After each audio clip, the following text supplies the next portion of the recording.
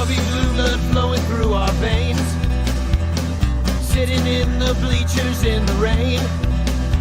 We've shed a million tears and drank as many old-style beers out at the game. Let's go, Cubby, Son Ranto. Michael Cotton. Son Ranto. Michael Cotton. Son Ranto and the lovable Lucy. Mucho Scali. Son Ranto. Michael. Son Ranto. Cotton. Son Ranto and the lovable Lucy. Michael Cotton. Son Ranto. Mucho Scali.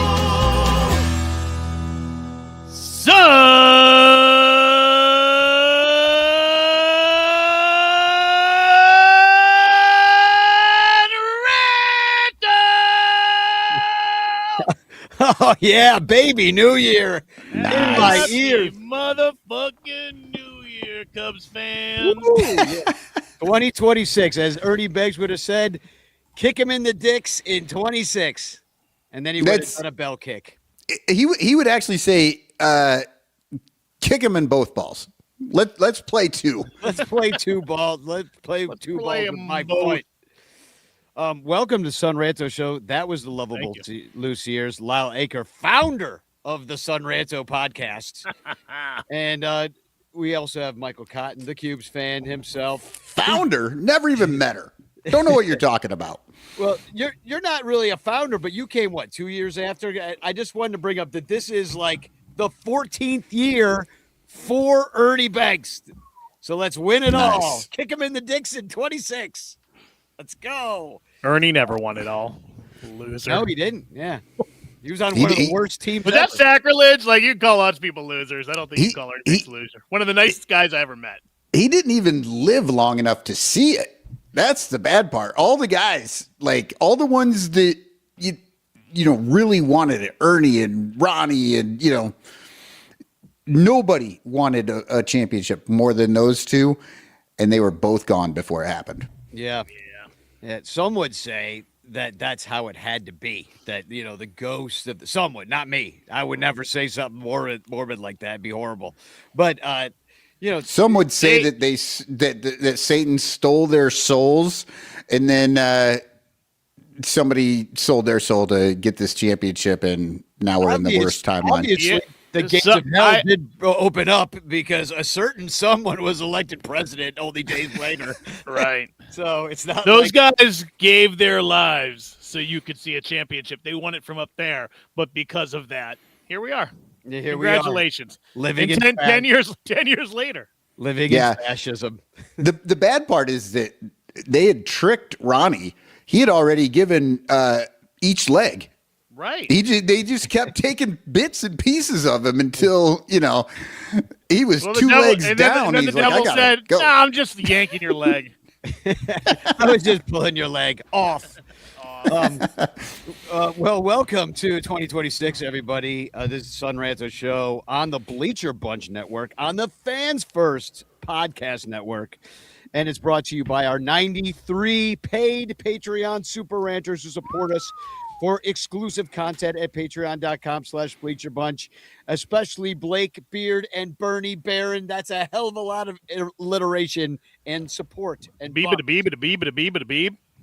You know what? I love it. It's the Bleacher Bunch. It's Bernie Barron. It's Blake Beard. We, Bleacher Bum Band. It's all bees. Banny Bockett. It's kind of like how Michael the Cubs. Bile Baker. Thank you. I needed something else. Yeah. Bile. Just so bad. Ball bite bog. B bell bog bike best. Belcom boobum bampo. Bo. This is one of the goofiest damn things we've ever done. Belcom boom barbell spurs. Bin babutch burts. Good board. This is bedicabus. Buy your Berts said bin babutch Berts. Can be boo bo bo bite. People were just tuning in or just like trying to fix their audio. Like, what the hell's going on? Am I having a stroke? My first glass of wine. Of 2026 or of the hour? of the last hour of the 9 o'clock hour.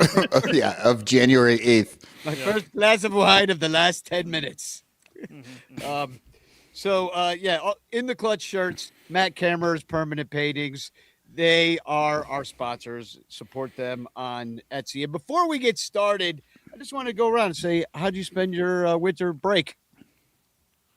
You know what? We're both dead silent. Like, ugh. I slept as much as possible. Yeah, a little work, a little off time. Spent some time with the holidays with the fam, and did a little bit of that. And you know what? Not so bad. Not so bad. It's been cold as fucking balls here, and today it hit 40 for the first time in probably 45 days. And it felt like summer. I wanted to put shorts on. I was like, oh my God, the sun was out. I was outside all day. It was great. I was just gonna say the Mainers were out there with their t-shirts and shorts and flip flops, fucking down at the beach. I mean, they're like that anyway. I mean, you walk downtown on any friggin' like Wednesday, and if it's above 0, there's people with shorts on. Yeah. Oh, It's wild. And they always say the same thing. You're like, well, my legs don't get cold. You're like, It's always it's always a fat guy with a beard. Exactly. Always. I'm sweating. He got leg hair. He often has a Grateful Dead t-shirt on. yeah. And he looks really stoned. I just don't think he feels anything. He's so high. I haven't felt anything since 1973. Yeah. I felt nothing since 73. Cotton, what'd you do? How was your Christmas? Well, as you know, Your mom felt something I in don't really 73. like extended family, so we just stayed the fuck home. We don't go anywhere. When it comes to holidays and stuff, I don't send out Christmas cards. You know, I don't do any of that shit. People send Christmas cards, and for about a half a second, I feel like, oh man, maybe I should. No. And then, I don't know where we even put them. I see them for 5 seconds, and then I'd never see them again. So, we don't do anything. We just hang out. But you know what? I love it. It was just me and Emily and the kids, and we were just chilling. And that's nice. The big thing that happened in my house over this. Your fence blew down. No. Again? Yeah. Nope. I'm going to show you. Oh, right I thought here. he was going to show Oh, us you got his a penis. dog. I was like, check it out. I got a dick enlargement. Hi, Stella. A Stella, get up here. puppy. Who is What- that? That's a collie. Dog content. Yep, Oh, this she- is gonna bring Oh, us. she's so smiley. Who is she? This is Stella. She is an Australian Shepherd. I've had her for about 4 or 5 days now, and had no idea when I got her. I was like, oh, I'm getting a little shadow in the shape of a dog.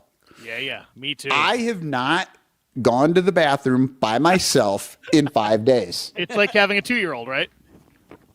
It's better because because 2-year-olds get into shit and like break stuff, and Right. and you worried like they're gonna hurt themselves. She's actually 3. She's a 3-year-old. She's like a rescue, and Oh, Stella. she's pretty nervous. How many pictures of her are on your phone already, do you think? Between Oh, you and actually, your wife? only like a few. Okay. Yeah. Okay. All right. But she's been great. So that's our big. And that's Stella our big is the thing. name. Did she come with the name Stella, or you named her after the beer or She streetcar- actually- streetcar named Desire? Or the daughter of Paul McCartney. Yeah. Yeah, that's what it was. The daughter of Paul McCartney. She inherited the one leg Paul of McCartney. Ron Santo and Paul's wife. I don't even. Wait, did Ron Santo name his leg Stella? Yeah. Stella! Yeah. No, her name was Sadie when we got her, but we went with Stella. Ooh, Sexy Sadie. That's a good name for a dog. Sexy Sadie. What have you done? Paul, yeah. You couldn't have gone like Paul Hogan or something? Paul She's Hogan for Australian. She's nah, it's a female dog, and I mean, come on, I don't want to name her Crocodile Dundee. Angus Young, a good Australian rock Angus. star. Oh, I really should. Oh, I could have gone like Kylie Minogue, huh? Oh, yeah, she's Australian. Yeah, that yeah, worked. it could have Yeah. gone Kylie. But I yeah, like Stella. She's cute. yeah. You'll have to send me. You got to text me a good picture, so I can. I can show it to Ziggy. He can, Yeah. So that's been the big thing that happened in this house. So That's awesome. Yeah. I pulled apart a bunch of. I had all my mom's albums, and that meant I had like a bunch of pictures of my sisters and her kids and stuff like that. But and so I want to give everybody pictures of their families and stuff. So, but check this out. Down memory lane. I've been a Cubs guy for a long time. There I am. That's my T-ball team. Oh. I was a Cub. You can see me there with my little C hat. Isn't that incredible? I found it. I forgot that I was on the Cubs. Nice jeans. Yeah, we didn't even see, kids. If you don't know, back in the day, we didn't get these fancy uniforms. They literally had us play in whatever pants we already were wearing. yeah. And the jersey, show that picture again. That jersey is just a T-shirt. Yeah, that is just a ring T-shirt, which any self-respecting like hipster in 2005 would have spent $50 for. Oh, the ringer tee. Oh, yeah, those got real popular again. And the fanciest thing about us is that banner that we have that says Cubs 1981 because that, like, I don't know, somebody's mom made probably. It's what it looks It's great. Like. Your mom might have made it. I don't know. She was crafty, but that's not her.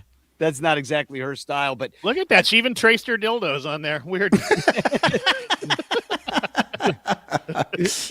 I don't know what happened to that coach's head, but he must have done something to me that I didn't like. He like benched me or. Oh, I thought you meant the one we could see. Look at that fucking melon. Jesus Christ. Yeah. I got a big head, but that fucking thing, that thing's got its own zip code. His head's wider than his shoulders. It's really more the lack of neck that really that hat is just a 5-gallon bucket. It's just sitting up there. I bet that thing would fit me. Yeah. Later on, I was traded to the Al's Radio and TV Pirates. That was a little bit later in my career.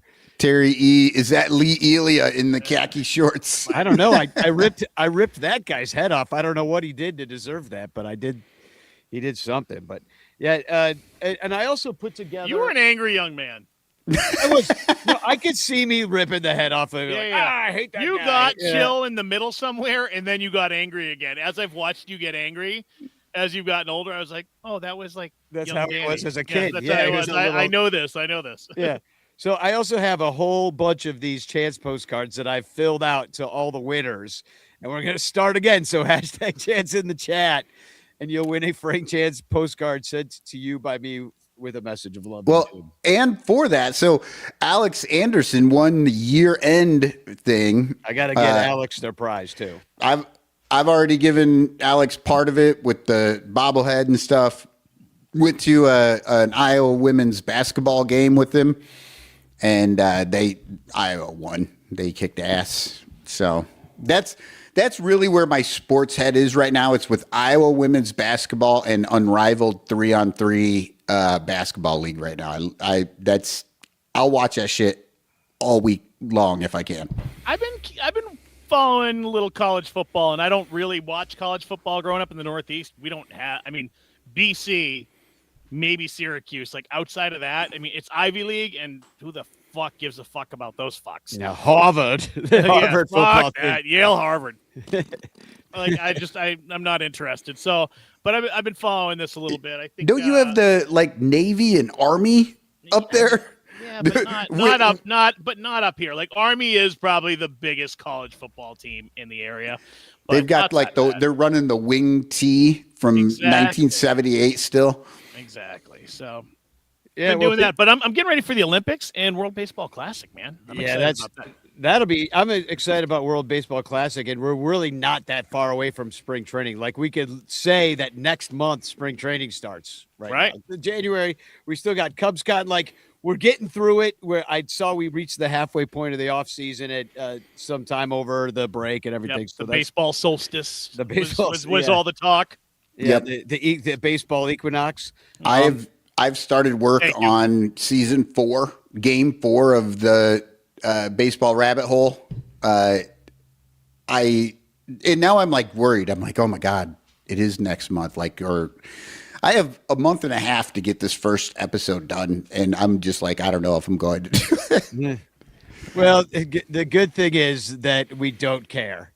But I love baseball rabbit hole. I've seen the listener numbers, and you're right. Nobody cares. Nobody cares. But I love listening to it, so I do hope you get it done. But like, just don't put pressure on yourself because it's a great show. You just do it when you have time. Don't put pressure. But I do want to thank Mr. Tom Cooper, who's in the chat right now saying #chance. I want to thank him because he gave me a ticket to Cubs convention. Sweet. So thank you, Tom. That he's the only Tom I'm going to be saying thank you to. Let me tell you.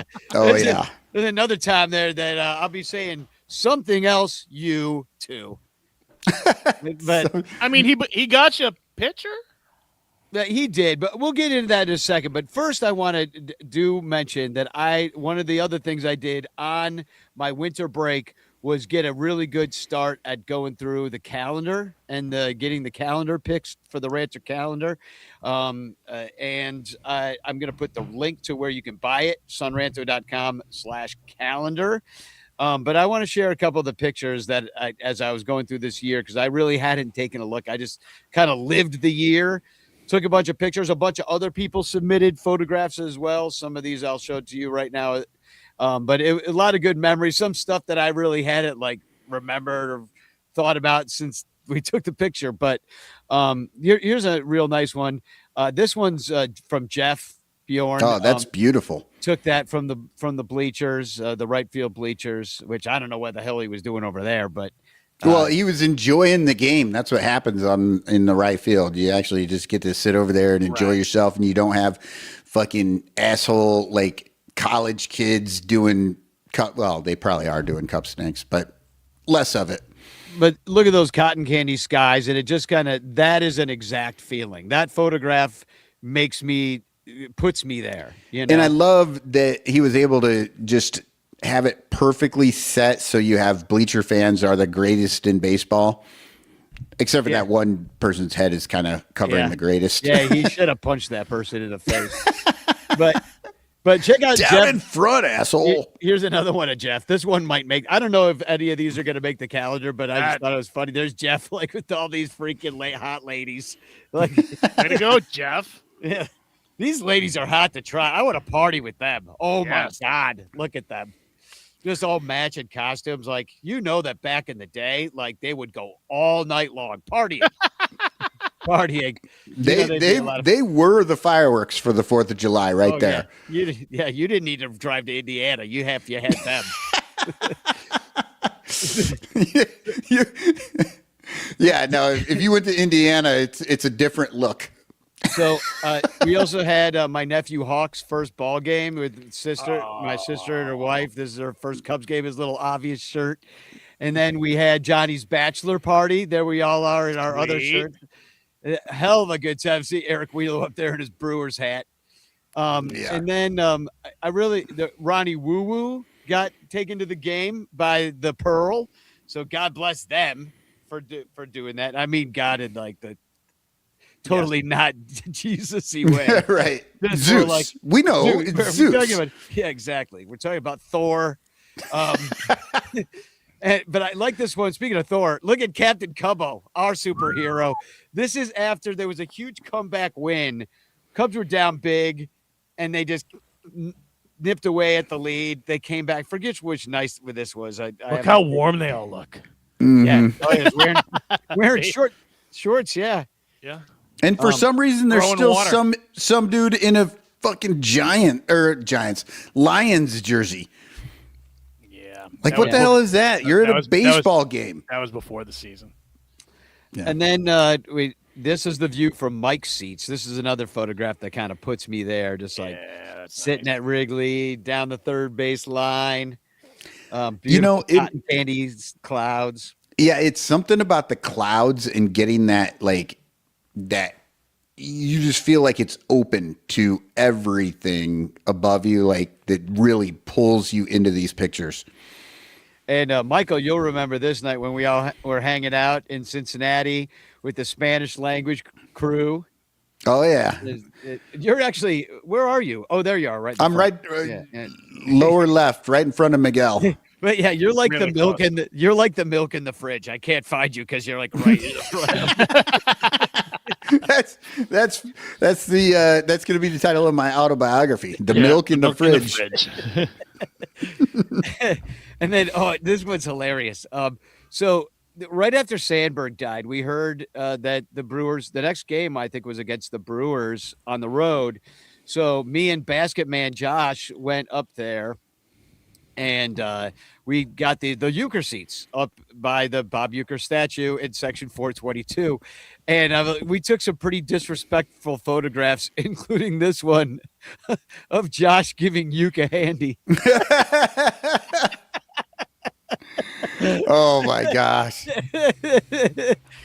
Oh, it cracks me up so much. And then put the lotion in the basket. Yeah, basket man. And then there's That this one. only kind of looks like Bob Euchre. It looks like him. Bob Euchre's the one on the right, Lyle. Oh, okay. Thank you. I was so confused. And then and it's disrespectful because he's dead, but in statue form, it's fine. And Why then, is it painted? Were they too cheap to like get a brass statue? Is that made out of like paper mache? I don't understand the statue. I hate it. kind of Hall of Presidency? Yeah. Why did they paint it? Is it wax? What the fuck is that? It's an abomination. Why is it 3/4 size? Well, what is he that little? It's fucking. I mean, Basket Man looks like a giant sitting next to him. He does. I hate it. Yeah. Bob Euchre deserves more. Poor guy. Put him in the. He deserves like 4 more inches up. Must be in the front row. Well, Josh is giving him 4 inches right there. And I love this one of Basket Man. This is actually my laundry basket that I brought to Ranter Fest. And there's Josh. He signed my laundry basket. It says, Basket Man, I got a little overzealous this time. And So good. the last one I wanted to show, and there's so many good ones. He really should have his own booth at CubsCon, just selling baskets. to sell a basket. Easter, hey, Easter's coming. You know, he could be out there selling Easter baskets and maybe make a killing. And then this final one. Do you remember when we beat Milwaukee twice in the same day, and we flew the double W? Oh, Look at that! Look Yes. at that! double I W. I got a bunch of pictures of the double W. That's one of them. So that just made me smile. That when I was going through memory lane, and I saw Why is W the only word in the English language that doesn't have its letter in it?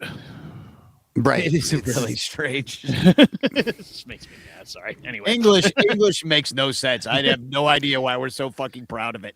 I was thinking of I want a T-shirt that says Iowa, 3 vowels and 2 U's. Yeah, I like you. Okay, You were well, sitting there I- thinking I about got it for a there. second. yeah, I was like, yeah. So it's great walking down memory lane. The calendar is going to be awesome. In fact, like there are so many great pictures. There's over 600 that I need to like narrow it down to like 100. And I was talking to Crawley because he sent me a shit ton of pictures as well, because he's one of the people that's one of the main contributors to the photographs. He always has great stuff. And I'm like, you know what we should do next year? Instead of a calendar, scrap the calendar. We've done enough of them. Let's do a yearbook where you could like get your like lame ass picture in Like the yearbook and like the Ranter yearbook, and everybody could just get in it. And then we could get 600 pictures in there. And then like, I don't know how much these things cost. I have to price it out. Like nobody's going to want to spend more than $30 for this thing. Right. So, you know, Right. we got to figure out if it makes sense to make, but I think I though, if think it's cool. You should take actual like still like headshot type photos at the game and just be like, listen, this is the spot we do it. You come to these games, you come through and you get your picture done for the yearbook. Yeah, there's In your 3 best Cubs days. gear. Yeah. 3 days for picture day. We'll get a background over at Ball Hawk Corner. Because we don't have the I like technology. that idea though. I like that idea that you know, of a yearbook. You know, we could maybe I always feel limited by the calendar because I have to use that template that they have on that site, Yeah. So We could even do a sort of a book, like a picture book, like I've done with the Bleacher Bum Bible book and out on Amazon. Those are cheap. Those are we could get those done for like $5. Corey asked the picture booth at Nisei. I'm like, freaking perfect. You got that booth. That's it. Yeah, we'll do it there. And then And just them to you just put a box back there where people deposit their photos. Just make sure they write their names and whatever their yearbook quote is in it, and just stick it in there. And then you pick your favorites out of there, and there you go. yeah, There we go. and Joey's like, will it be like high school and no girls will want to sign it? I don't know what kind of high school experience you had, Joey, but Danny, I got a few girls Danny, I'll Danny pull out my could yearbook sing. right now. It's right behind me. I can sing. Danny looks at it every morning. That's how he starts Yeah. his day. That's where he gets his joy from. You have such a beautiful voice. Good luck in New York. Danny, good luck this summer. Good luck this Have summer. a good summer. Kisses, kisses, kisses. XOXOXO. Yeah. It was great meeting you. I hope to see you again. It's like, what the fuck? Yeah. We've known each other for 5 years. Yeah. So we are well into this show. So let's take a break because we haven't talked about a thing about the Cubs. Not a thing. I mean, we've shown pictures of Wrigley Field. Yeah, we're a lifestyle podcast. We are. I need to fill my lifestyle with some more wine. So. We're like, yeah, exactly. We're like Gwyneth Paltrow's Goop. We should. We are definitely like Goop. We should I think. sell a vagina candle. All right. Well, That's just, oh God, no. Yeah, I almost went there, and then I decided, you know what? This is going on the internet. We'll stop right there. Do you think Ron Santo had a fleshlight inside of his prosthetic leg? tickle in his stub. One prosthetic leg was the Ron Santo leg bong, remember? And Right. the other one was a fleshlight. All right. He was covered for the entire weekend. That's sick. What a life. What a life. Professional baseball player and a bong / flashlight walking mechanism.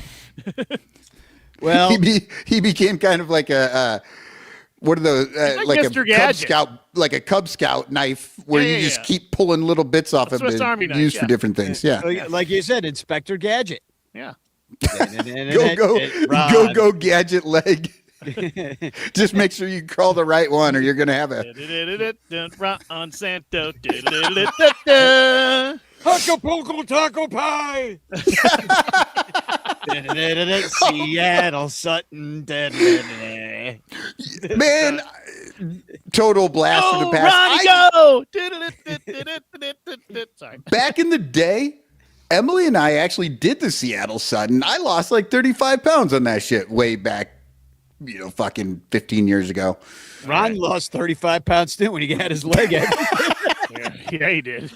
I lost 35 pounds on Seattle Sutton. You're like, you sawed your leg off, Ron.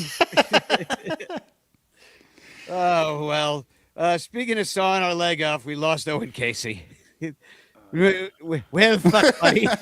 This is from Chris Salato. I took this off the Ranchers page. Thank you. Chris Salato put, well, fuck, buddy. We lost our Canadian ginger. Well, fuck, buddy. He's gone. So I just like talking like that. Well, fuck, buddy. Fuck, buddy. Well, Yeah, fuck me. Dempster has actually told us he won't do any games this year because of this trade. Well, half the Cup fans are enjoying or celebrating that. Well, we got a starting pitcher, Edward, middle name Branny or Brainy. I don't know which it is. Brany, Cabrera to the Cubs. Trade away Owen Casey, Christian Hernandez, who stole 52 bases in South Bend. So we just lost the next Vince Coleman. Goodbye. The next Maury Wills. See ya. Have fun in Miami.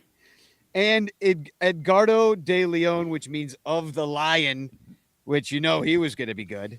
Right. So basically, we just sold off the future for the immediate and present and the slightly distant future. All that and more after this break. The wild thing is this is so, even though it's 3 players to 1 player, this is so 3 to 1. leveraged toward the Cubs. Like, this is such a terrible trade by the Marlins that I am almost like worried. What do the Marlins know? Like, is this going to be a Soroka situation where he throws 4 pitches and we never see him again? He was a little hurt last year. He was a little hurt last year. He's been a lot of hurt the rest of his career. So last year was his. Put it up. Let's put it up. Last year was his. He's pitched 89 games in 6 years. Yeah, last year As he had a starter? 137 innings. He did all right. He's the new Michael. He's the new Matthew Boyd. Expect 15 starts, people. Oh God, That's it. 15 starts for Owen Casey, and those other future Hall of Famers. I Right. mean, when you see what he did, and I'm not impressed by the walk rate throughout his career. 4.5 walks per 9, and then all these people online are like, "Oh well, Tyler Zombro is going to get to him. He's going to be an entirely new person." I'm like, Tyler Zombro is not a magician. He's not like the horse whisperer. You know what I mean? Like, and these aren't horses. These are human beings throwing baseballs. and stop calling them horses. You have some respect for that random Twitter guy just made up. Yeah, random Twitter straw man that I hate. No, I mean, and the whip 1.3 on the career.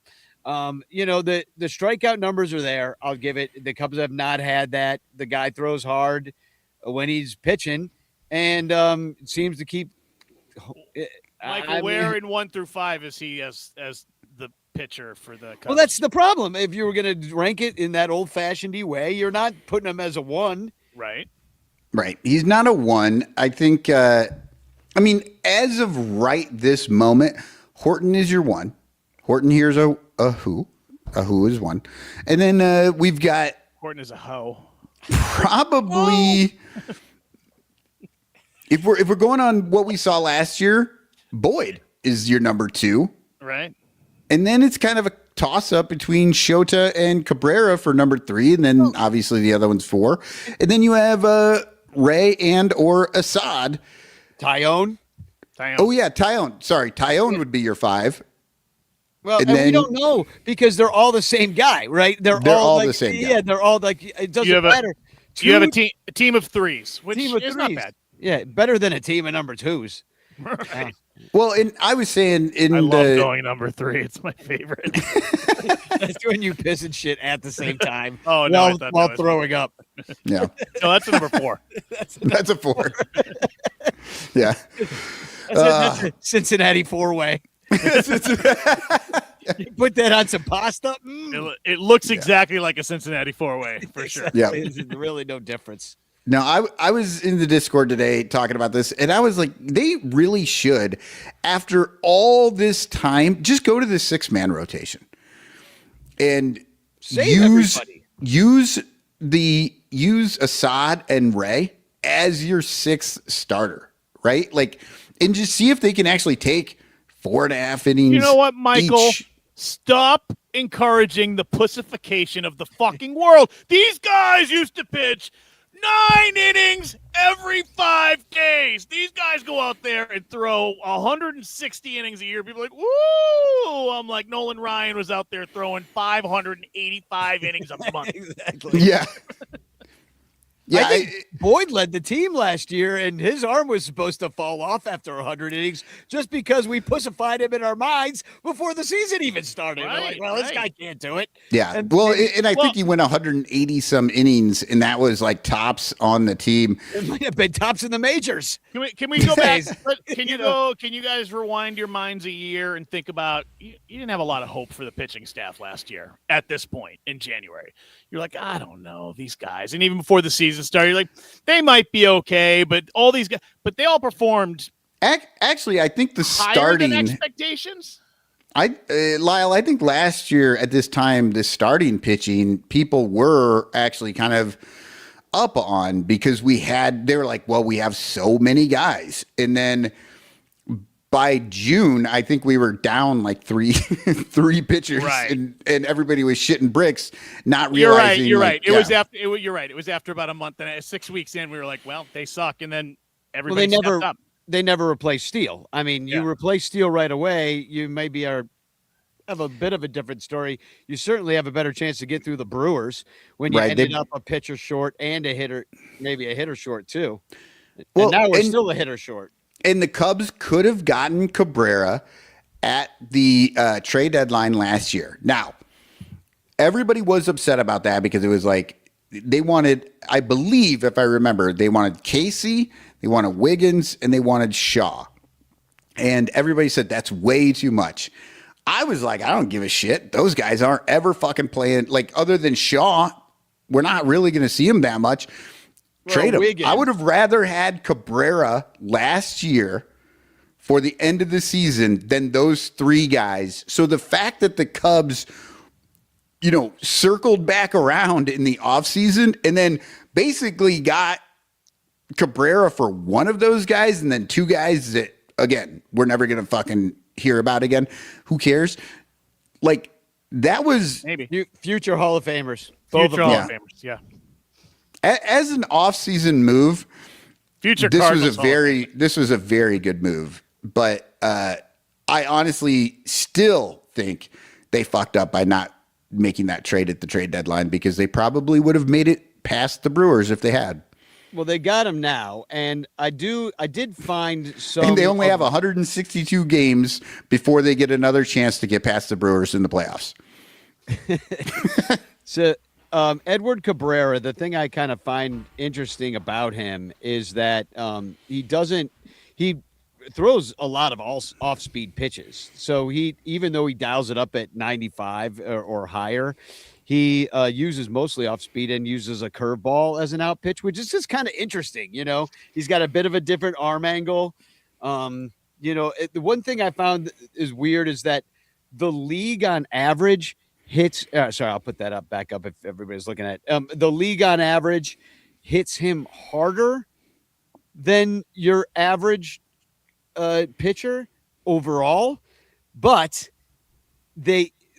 like of the hardest hits in the league, he's on the low end of that. Does that make sense? So he gets hit kind of hard, but not the hardest.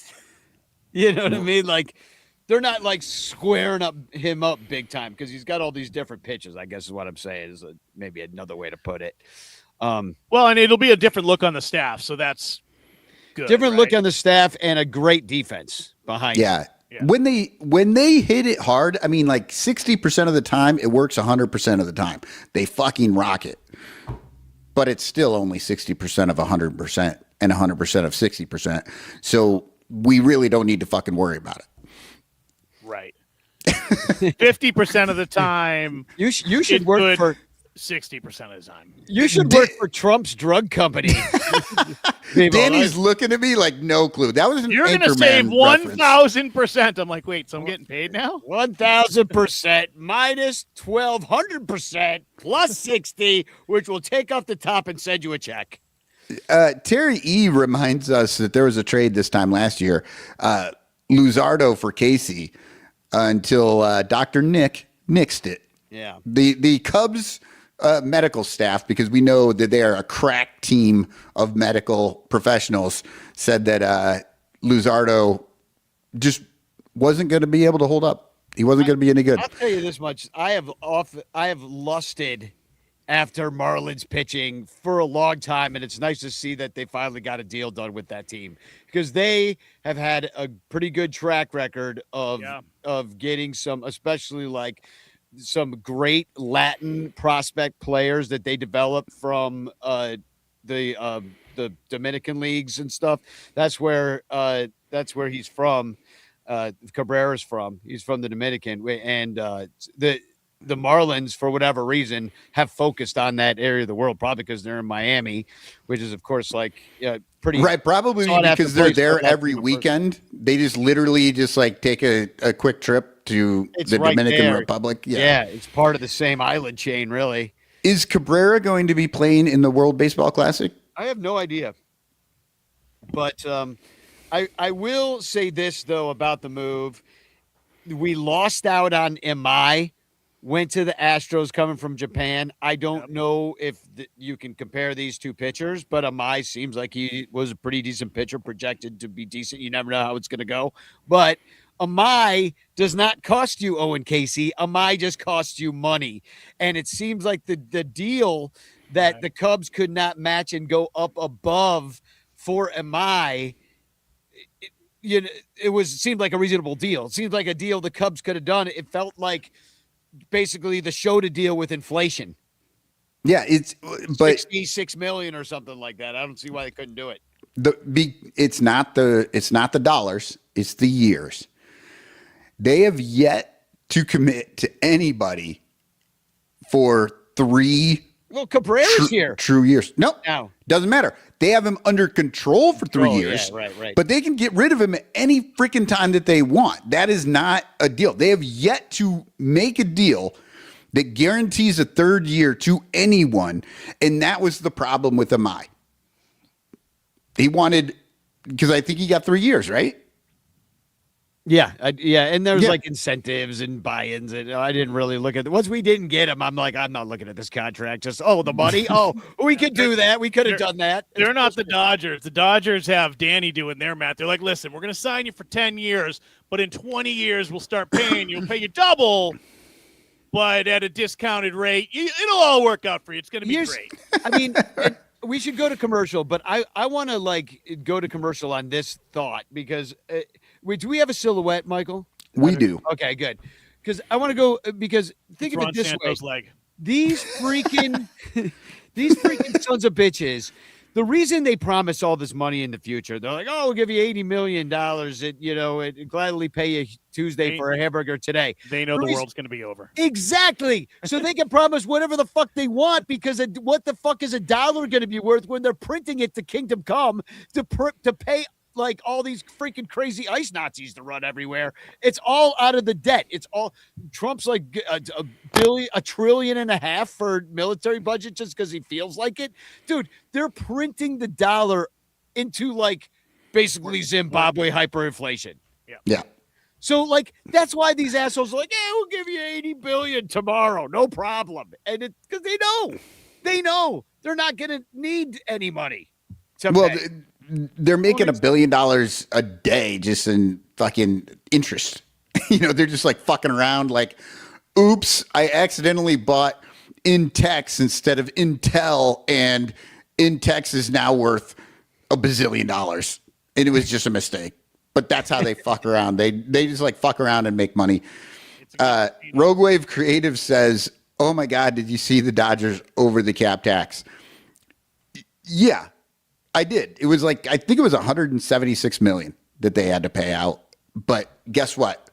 They don't fucking care because they made way more than $176 million by having the best damn team in the world and fucking winning the championship. They sold 160 million Ohtani t-shirts. Never mind jerseys, t-shirts. They're fine. Yeah. Yeah, and the Ricketts could be fine too. I mean, I don't know how much longer we're gonna sit here in this kind of like being one player short again. It's just like, when we come back, we'll talk about like how they did improve the bullpen. There's a couple other signings I just want to get through, but not right now. But we'll take a break and then come back and do them. But let's do the silhouette. Let's do the Son Ranto silhouette and take a Brizzake. #chance in the chat. All right, here we go. The silhouette. Who's that Cubby? Oh, I think I know. That's a good looking card right there. Put it so it's a tops. So obviously it is a pitcher. There's a little P down in the corner. So, he dribbled a little bit. So there's some P in the corner. A little P in the corner. Yep. So, so if you think you know who this is, chime in the chat. And when we come back from break, I will let you know who it is. All right. I don't know who that is. We'll be right back. The Bleacher Bunch brings you great shows like Son Ranto, Cubs PS Plus, Bricks Behind the Ivy, Cup of Cubby Blue, and Baseball Rabbit Hole. But you could be getting so much more when you subscribe to our Patreon page for as little as $1 a month at patreon.com/bleacherbunch. Get access to our exclusive daily show Cubs Pod, where we recap every single game. Plus, be the first to hear Cubs music, get early access to events, and receive an invitation to join our Discord Cubs community, where fans just like you show up every day to rant and rave about our beloved boys in blue. Most importantly, 10% of your Patreon pledge will go directly to help the Lost Boys Youth Baseball program. So join us. There are perks at every level, like the Renter Calendar, absolutely free, and name recognition for you or your business. We are independent Cubs podcasters, and we need your support. Otherwise, we'll quit. Seriously, we'll all quit. Some of us might even die from your lack of support. In fact, the cutest little puppy you've ever seen will die if you don't support the Bleacher Bunch at patreon.com/bleacherbunch. We promise to spend all the Patreon money on tickets and beer and all the dog crap we have to buy just to keep our podcast rolling. So give us your money, and we'll waste it far better than you will. Patreon.com/bleacherbunch. Free trials are available, but don't do a free trial. Just join, okay? Okay. Patreon.com/bleacherbunch. In the clutch, in the clutch. Buy t-shirts from In the Clutch. Take it from the Bleacher Bunch. You'll love the shirts from In the Clutch. In the Clutch shirts are comfortable, stylish, and guaranteed to get you laid. Plus, they're proud sponsors of the Bleacher Bunch. Use promo code BleacherBunch for 10% off your purchase. Nice to feel and soft to touch. That's why you will get laid so much. Wearing a shirt from In the Clutch. And you can thank the Bleacher Bunch. In the Clutch, in the Clutch. Buy t-shirts from In the Clutch. Remember the code Bleacher Bunch. Save 10% at In the Clutch. In the Clutch. In the Clutch. In the Clutch shirts actually not really guaranteed to get you laid. Who's that Cubby? Are Who's back. that cubby? We have some guesses in the chat. Terry E has a Sutcliffe with a question mark. Does kind of look like Sutcliffe, but it is not. Dominic Gloro with Darvish. Tom Cooper with Jim Bollinger. Ooh, I see. Deep cut. Maybe. Yeah, deep cuts on the Jim Bollinger. Ted Lilly from Artie Boucher, Mr. Fourth Row. And you are all incorrect. It is. Who do you think it is, Danny? I think thought Danny it was knows. Darvish. No, I was with Dominic. Darvish. Yeah. Oh, you thought it was Darvish. Me too. I did, yeah. Oh, well, no, it is Koji Uehara. You know what, Lyle? Koji says. We were doing the Son Ranto show. You were going to be back for the first time in like a month and a half or something. I was like, you know what? Let's get us a former Cub, former Red Sox Yeah, legend. I had that one. Yeah. So let's just get through these the Cubs did pretty much change their bullpen, which they did 3 times last year. In the middle of the year, they started with one bullpen. Now, They can I got ask? another bullpen. I think they did a good job. You know, some guys left, some guys came, but it feels equal. I think that better? they switched things around and that it feels like it's about the same as maybe it ended last year, but we don't know. Which is okay. Yeah, exactly. I mean, I'm going to not pass judgment. At least they seem to replace the guys they lost. So, Yeah. I mean, what more could you ask for? At a level equal to major league pitching, and it doesn't feel so. Yeah, They seem like that's people how I that felt about it. I was like, know all right. what they're kind of doing. Yeah, I mean, and we'll start with the one that's probably the best, which is Hunter Harvey. He's been around. He was old Bunter Barvey. Okay, Oh, but Bunter Barvey, this motherfucker has a last name for a first name and a first name for a last name. He is not to be trusted with the baseball. Does he have a middle name? Can't see it. Luke. H. I actually looked it up because I was like, what kind of middle name does a guy named Hunter Harvey have? And a guy like him from North Carolina is A Luke. biblical. Luke, yeah. So, Hunter, he got one biblical name because I don't think there's a Saint Harvey. But you know what it made me think of is I know but Athena is the hunter goddess, right? Yeah, she is. Yeah. Reminded me of the old Honeymooners show, and there was an episode where they're at the pool hall, and Ralph and Norton want to play pool, and this little nerdy guy comes up. He's like, it's our turn to play. And he's like, I'm going to tell my friend Harvey that you're not letting us play. And Ralph's like, Harvey? Oh, I'm so scared of Harvey because it's like a nerd name even back then. I love it. Yeah. Danny's doing a fucking impression of Jackie Gleason from the Honeymooners from like fucking 80 years ago. Listen, what a great show. And this is our I mean, you're all of a sudden doing impressions and references to a show that is almost as old as the Cubs World Series drought was. Yeah, pretty much. Well, anyway, it made me think of that almost instantly. A first round pick from the Orioles and throws hard. Strikeout numbers are there, pretty much one per inning, a little bit more than that. The walk numbers, once again, I'm just like, okay. I mean, it's not as bad as the other guy, but as bad as Cabrera. But I don't know. I don't know. Maybe you just hope with good defense comes less walks because the pitchers can be a little more aggressive and not have to worry about pitching around the edges as much, right? Yeah, and he really is more of a fastball slider kind of type. Fastball split's kind of like a fastball anyway. And then so he's at least he throws hard. So we got somebody because that's always been the problem. We got nobody back there besides Palencia really that threw hard. He wasn't even there all year. And then they also got another Ranger to add to Phil Matone, who we talked about at a couple. He's going to be a big part of the. Now I know Lyle, you watch a lot more AL ball. The only one I had heard of is Phil Matone. I never heard of Jacob Webb, this other guy that we. Yeah, got. Just another one of those guys. Another one of those guys. Yeah. You're like, oh yeah, I remember that guy pitched once that time. For that team. See, I'm confused, Danny. Where is your Dragnet reference now with fucking Jacob Webb on this team? Well, I didn't watch Dragnet. I watched the Honeymooners. So Jacob Webb, he's going to be a righty. Danny hating cops since inception. Nice. Yes. 93 on the four seam, fastball change guy with a sweeper. So he's going to be a part of the bullpen. I mean, these guys seem all like they're legitimate dudes. And then you add them to Holby Milner. Now, here's the one I'm worried about because you know how they were stacking lefties last year? They stacked all those lefties. They stacked this guy this time named Ryan Rollison, who is a Colorado Rockies first-round pick in 2018.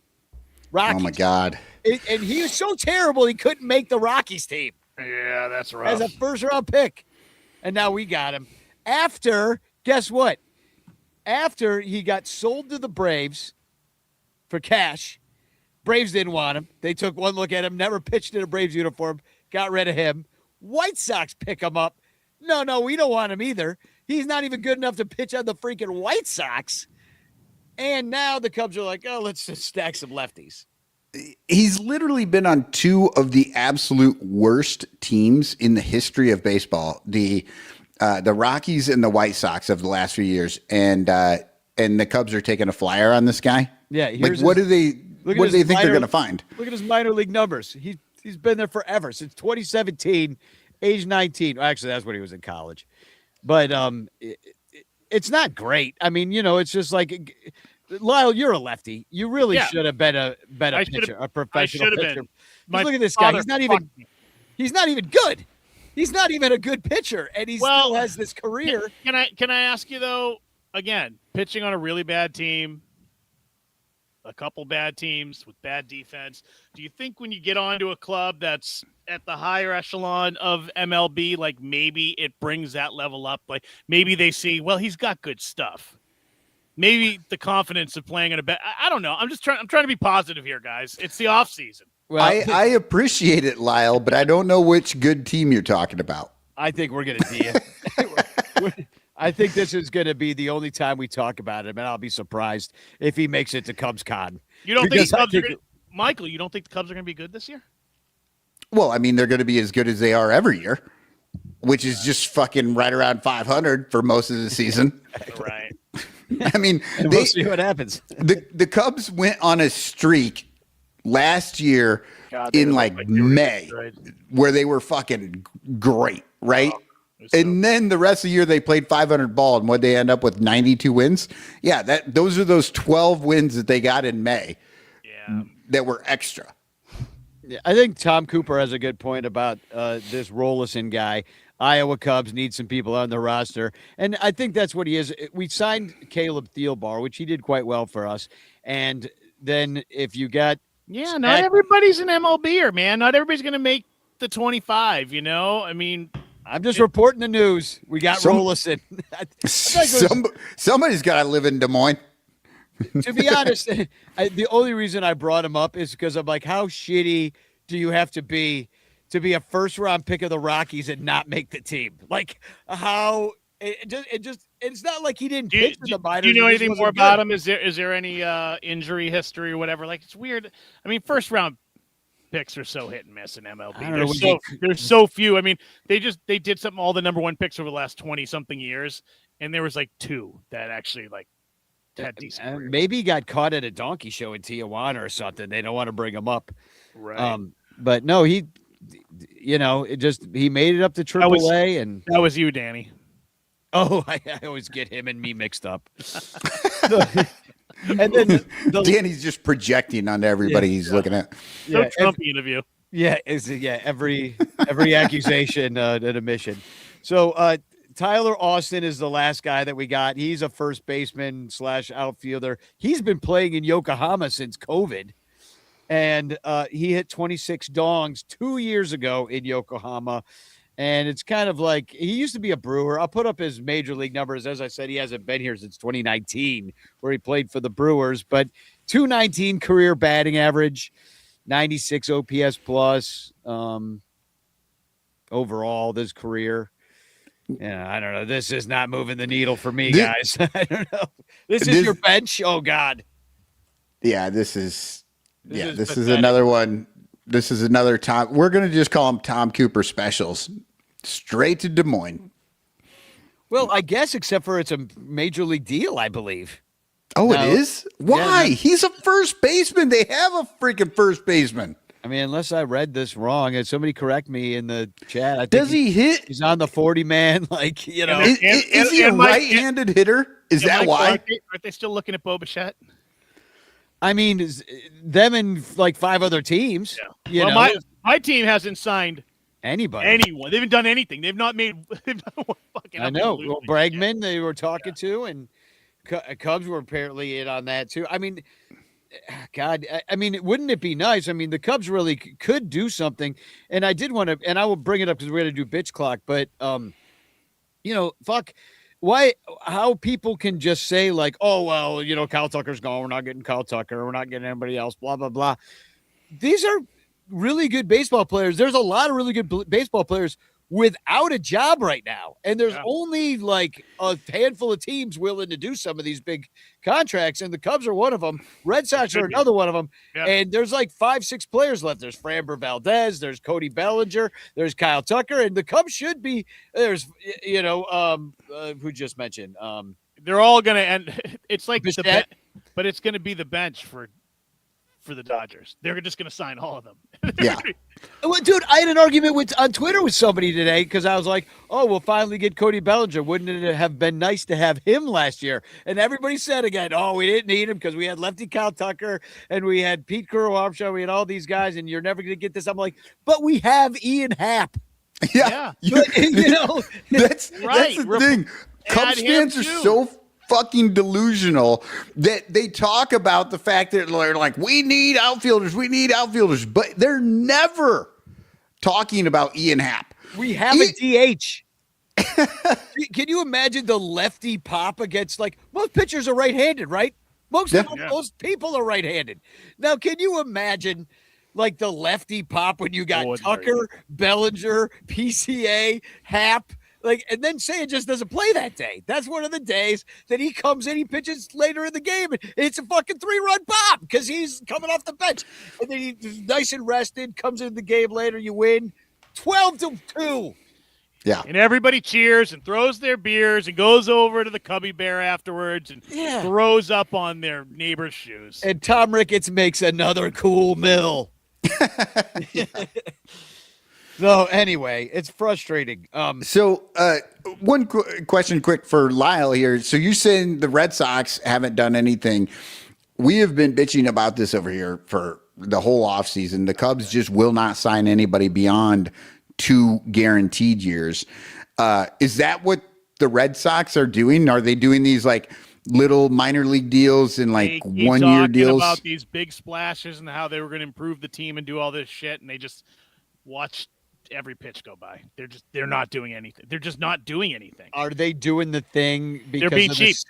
Are they CBAing it? Like, are they going up against the CBA? Do they? That's some of the talk. That's what people are saying. They're like, oh, they might just wait this out. But we have a pretty decent team. We have some good young players. Like, now's the time. Like, fucking Pounce. Yeah, And they're just they don't want to fucking spend a goddamn penny. It's so frustrating to watch. I mean, you guys see that. Like, just watching the Cubs front office for years and years and years. You're like, you're supposed to be top. Even when they're spending a ton of money, you're like, why did you spend that money? Like, let's go out there. Like, if you're going to spend money, let's fucking spend money, I think. And it just. Well, we could say who it is. I mean, you can name the teams. And some of these teams have fallen behind in it. Yankees, Red Sox, Cubs, Dodgers, and now you can pretty much add the Phillies to it as well as big market team, and the Mets, of course. And the Mets. But the Mets are bigger. I mean, even the Yankees have fallen off. Like, it's crazy to see. I mean, fallen off. Oh, yeah, because they're not that team anymore. The Dodgers are that team now, but the Yankees were that team for my entire lifetime. Well, I feel like the Mets are the Yankees of the 90s, right? George Steinbrenner is now dead, and little Georgie Porgy Puddin' Pie is in there, and he's like, oh, well, we got to run this like a corporation, whereas fucking Steinbrenner was like, I don't give a fuck, just win the goddamn games, and I'll just give you whatever money you need to do it. Well, the difference is the Mets have not won shit. They have not won shit. But you know what? Neither did the Yankees for a long fucking time. They won like in the 70s, and then they took the 80s off, most of the 90s. Oh, those poor babies. Oh, I feel so bad for them. Oh, God. But what I'm saying is that like Steinbrenner was out there throwing that money out there for 15 years with no championships, and then all of a sudden he won 4 in a row or some bullshit. Yeah, so, the only move the Red Sox have made is Wilson Contreras. Yeah, well, that's a big move. I'm not. Well, it's a trade move in which the Cardinals pay most of that deal, right? Yeah. Yeah, so it's, and the Cardinals are selling off. That's good news for Cub fans because we don't have to really deal with them being good. Lyle, are you happy to see Wilson in a Red Sox uniform? I have mixed feelings. He was someone I loved, and then there's been all this hate. I hated his transition and becoming the doing the heel turn and being Cardinals guy. I was like, just shut up and play baseball. Like, I didn't like it. It was probably fun for him, but it's, like, just as a Cubs fan, I was like, he's a hot. I'm blocked. I'm blocked on Instagram for making fun of his Mia Khalifa exploits. Yeah, that was a long time ago. That was pretty good though. Good for him. Yeah. I don't know. You're going to be happy as hell to hear him talking shit about the Yankees. Aaron Judge, though, right? Like, yeah, I am. And he's going to be out there fucking beating Yankee ass, just like getting people's faces. You're going to be happy about this. I know. I mean, shit. I wish Wilson was still on the Cubs. He could play first base over. I'd rather have him than Michael Busch. Michael Busch had a nice year, but like I love that fire that Wilson Contreras brings. And Wilson Contreras is willing to do anything. Like, he'll go play left field. He'll go play third base. He'll catch a bunch of innings again, I bet. I don't even know why they made him stop catching, because they didn't remember he couldn't frame. Well, now you got fucking robot umpires. It doesn't fucking matter. So you put him back there. Doesn't matter. Well, they made him stop catching because he got a little too close and somebody just hit the shit out of his hand and like broke his hand or something. Well, that too. Yeah. Yeah. So it was Arbitration Day where they all went and got roast beef sandwiches from the owners. So you want to run through these real quick and we can do bitch clock? Yeah, I wanted to talk about the arbitration because the deadline was today, and I saw in the chat, Terry E. Cubs just gave Assad a $1.8 million deal. And, and Terry says, there goes the Bregman. There goes our chances for Bregman. Up in smoke. Yeah. No, so today was the deadline. The teams and the players had to have their price tags in.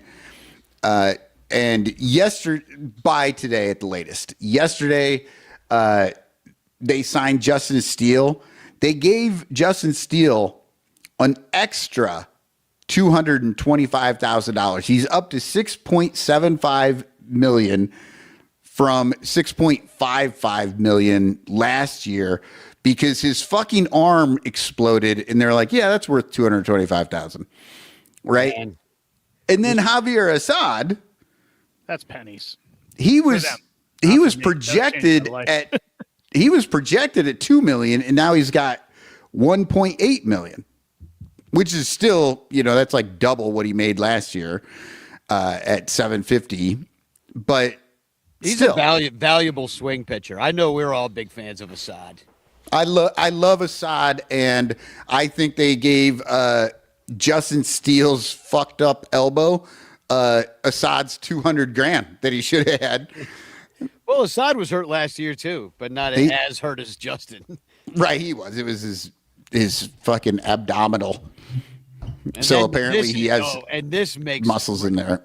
This makes Ricketts jizz his khakis. Oh Yeah. boy, this number. Oh, he loves this number. Oh, that's a good one. Yeah, get to it. Yep. And then Jizz of course them pleats. Edward Cabrera is in arbitration. He had to get his number in. They have not signed him yet. So they just traded for Edward Cabrera, but technically there's no signing. So wouldn't it be amazing if they trade for this guy and a week later they're doing arbitration hearings because he wants more money than they want to give him? I mean, that would sound like us. Yeah. So Gave but up the those are future, the all only those three Hall of guys. Famers, and they're going to get nothing out of it. Yeah. And all this, so these three guys, all the guys in the cup, those three guys are the only three that had arbitration concerns. Steele and Assad have now signed, and Cabrera is still out there. So we'll find out what happens with him. Well, if you have any more things that we can bitch about tonight, you can add them to this list of Cubs fan grievances on the bitch clock. And let me just go through some of these. Kamiata 2 says Cabrera got $4.4 million. Oh, all right. Nice. It happened so quick. I was looking right up to 5 minutes before the show to see if anything had broken, and there's nothing. And now here we are an hour or so later, and they're like, well, "Oh yeah, Assad has a deal. Cabrera has a deal." That's live TV for you. Yeah.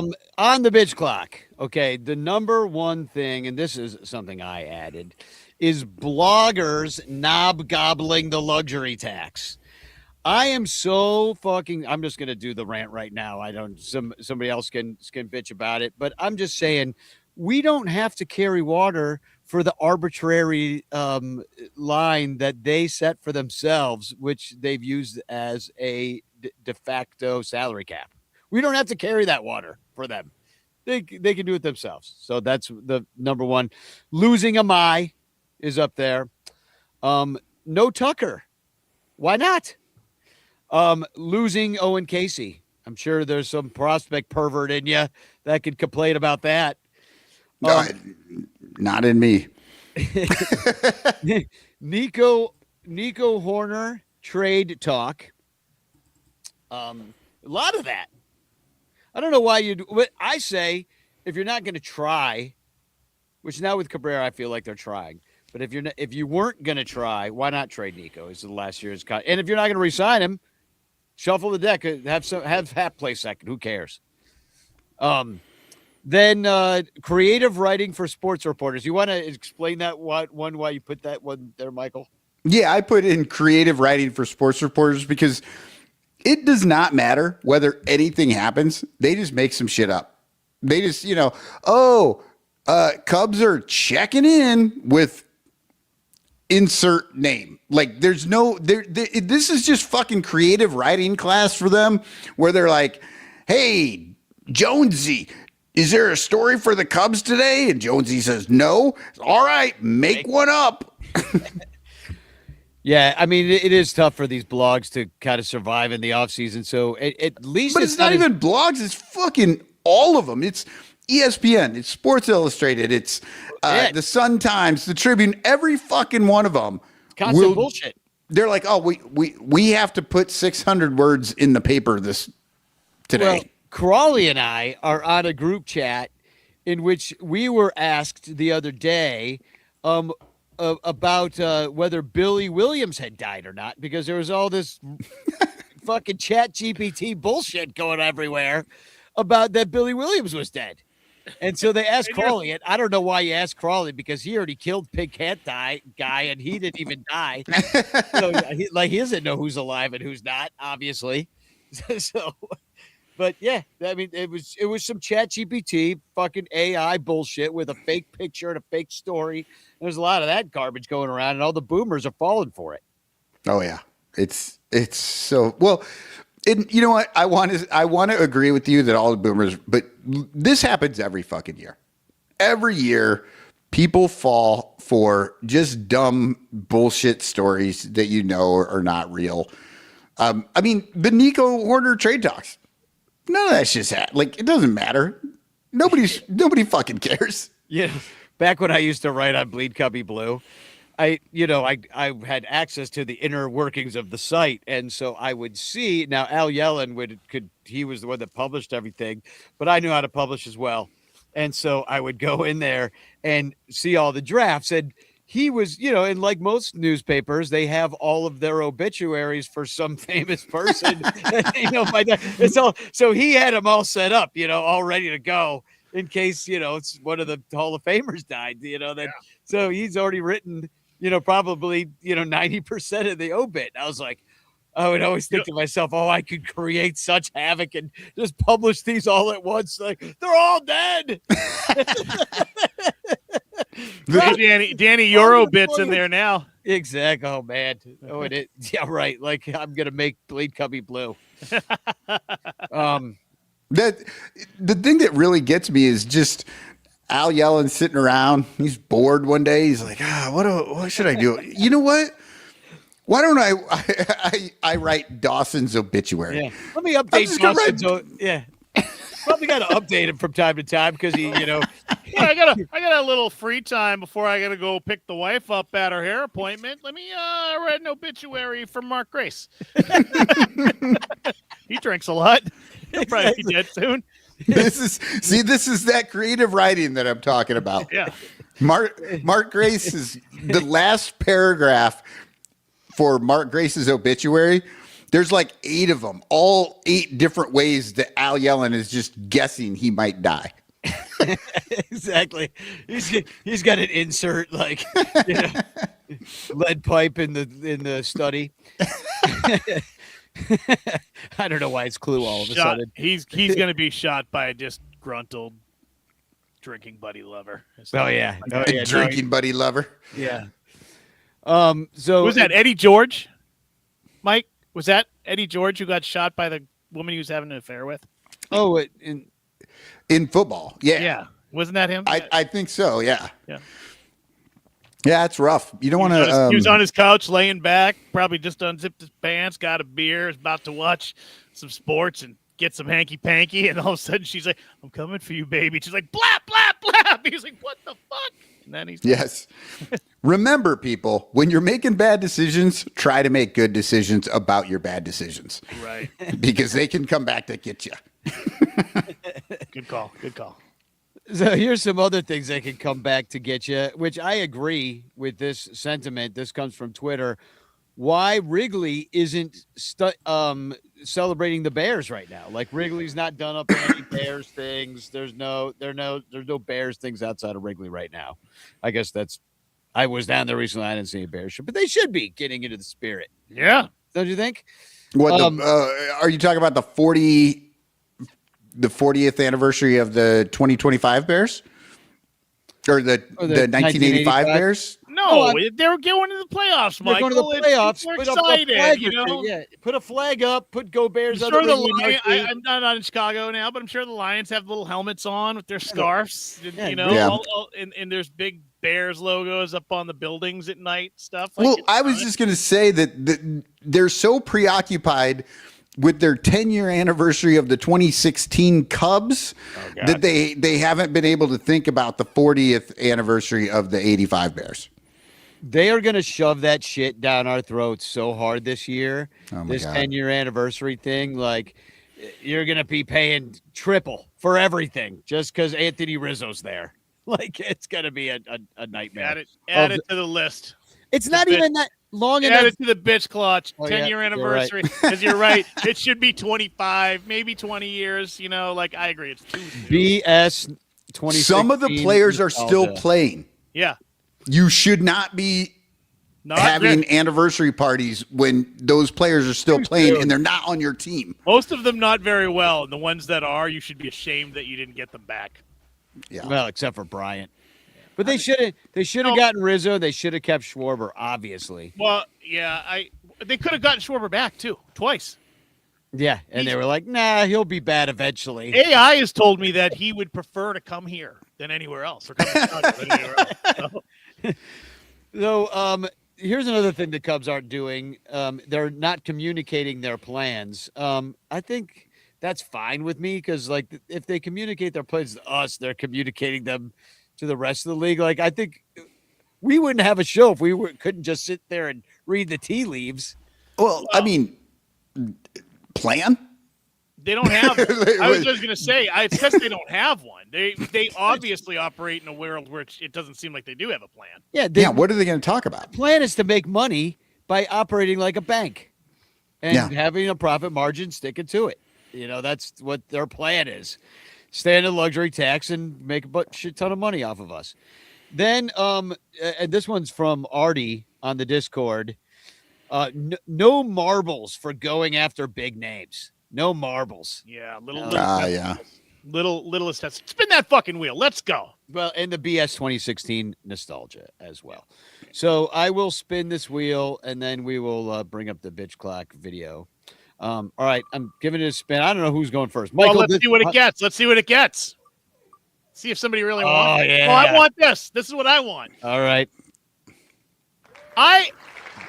BS 2016 nostalgia. I can't even see it. I don't even know where we're looking. Oh, you can't see it? I can. No. Now, that you can't see it. Now that's just me. All right, I need to get back to the other. I'm sorry, Michael. He still doesn't know how to use it. I don't know how to use it. I don't. 3 years in. 3 years in. It's been a while. We had a. To be fair, it's been a minute since we actually did a show and spun a wheel. Now I think I'm ready. So, are you ready? Once I get this bitch plug. Okay, cool. I just need are we doing 30 seconds? 30 seconds. Let's go. All right, here we go. Bitch clock, you have 30 seconds to bitch. Look, never mind the fact that it's just way too early to start celebrating stuff like this, because as Danny said just before this, there's still some of these guys playing, and it's just they're not going to be there to celebrate. But the biggest problem about this whole fucking thing is it's just shining a bright spotlight on the fact that you've done absolutely fucking nothing since you won that World Series, and this team is a catastrophe of what it should have been. They should have spent so much money in those years after. This should have been a dynasty, people, and you got one fucking championship, and this was your fucking team. Oh, the Cubs are like the 85 Bears. Oh, absolutely. So you know how they have come out in recent years with those like documentaries about how the Bears were the best team that just sucked after 30 for 30s and shit. Yeah, and how they fell apart and all that shit. We're absolutely going to be seeing that in 2035, 2045. We're going to be seeing these documentaries coming out about how the Cubs fucked themselves. They fucked the whole thing up. Yeah. They really did. They fucked the whole thing up. And, some of those guys they left, you're just like, what the fuck happened? Like, I thought that guy was good, KB being, the biggest one of them all. But then, I was top of the list. Get rid of Schwarber. Send him to the AL. He's a fucking DH. He's a DH. But now there's DH everywhere. But it was a mistake. You should have kept that fucking guy. You should have kept somebody. It was money again. Now they would have. He was a cost. We could relitigate this thing forever, but it just goes. The bigger thing being, it's always been about the money since Cole Hamels got that extension from Theo. So that was the moment that Ricketts says, "Hey, let me talk to you real quick, Theo. We gotta have a chat about how this is going right now." And then I think Theo is so much smarter, dude, because to build something bigger and to keep that momentum going and being on the cusp of it all the time, I think would have been so much more valuable to that team over the years than what happened. I mean, there's been a couple shitty years in between. Rizzo talked about it on that Johnny Manziel Glory Days show, with the one that Eric Wheeler produces. Yeah, he said that they felt that when they didn't get the guy, like at the trade deadline, they're like, oh, they look around, they're like, oh, they're not giving us the bat this year, they're not giving us the arm this year, and they feel that, they know that, and they can't go as far. They don't get that juice, and it matters. Yeah, and people act like, oh, well, they couldn't do it. They had to get rid of this. But even if they don't win one, at least they were going for it. I would have much rather been. It looked like they weren't going for it, and that was the problem. They were like, oh, we won. Now we can just let it slowly fall apart, and we'll just save some of the scraps, but everything else can go away, and we'll look to the future, and maybe we got some young talent again. I mean, they did hit lightning in a bottle. I mean, every fucking guy that came up for a couple of years, you're just like, holy shit, they're all going to be stars. And they weren't. They weren't all stars, but, If you're going to win one World Series, at least be the Atlanta Braves in the 1990s. Yes. They won their division like all 10 years. They only won one World Series, but they won the division. They were always there. They were always in it. They always had a shot. Yeah, they always had a shot. And the Cubs, like 4 years later, had no shot. We should be having the offseason that Blue Jays are having. I mean? They're like, oh, let's get this guy. Let's get that guy. Well, the Cubs should have been having the offseason the Blue Jays are having in 2017, 18, 19, through there. And maybe now is the time you're like, okay, now it should be rebuilding time, and maybe they didn't want to go through that, but it just sucks. Sustained success. Exactly. If you're going to win one World Series, at least win two. Yeah, exactly. I'm with you. Saying. That's what we're saying. You know what I mean? All right, Michael, the fucking Red Sox broke their goddamn curse, and then would they win 3 or 4? 4, but 4. Fucking 4 goddamn World Series in Boston, and the Cubs got 1, and they can't even win the goddamn division 4 years later. Are you ready, Michael? Sure. I don't know I can't see the clock. I don't know why. Can you see it? I can't see the clock right now, but I see the big wheel. It's in the big middle wheel. Of the screen. Yeah. You can't see that? It's on the. I can't, man. I don't know what's going on. We got some. Weird. You got numbers? We'll have to tell you what it says. Yeah, you'll tell me what it says. Okay, you got no communication of plans. Oh, okay. I have to. Okay, are you ready? Yeah. All right. I got to get it going here. And action. Bitch clock. You have 30 seconds to bitch. All right. Cue the meme of the Colts head coach. Plans? You want plans? Plans? You're talking about plans? They have no fucking plans. We've been talking about it on this show. No one else. I want to tell you right now. Son Ranto, always on it. 10 seconds. They keep trying to catch lightning in a bottle. They are not building for anything. They spend a lot of money every year on 1 and 2 year contracts so that they can try and catch this fucking lightning in a bottle and then lose it all the next year. They have built zero.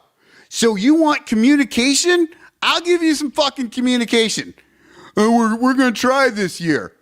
And then the next year, we're going to try this year. And then the next year, we're going to try this year. How about you try for a whole fucking decade, assholes? Yep. Well, I went a little long. Sorry. I should have given you a 60. I mean, I think that they are actually executing their plan perfectly, which is why Jed Hoyer got an extension.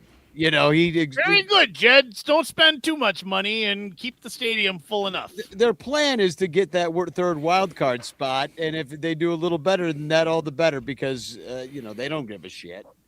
You know, yeah, they'd rather play the wild card series. Especially if it's at home. It's 3 extra home games for them.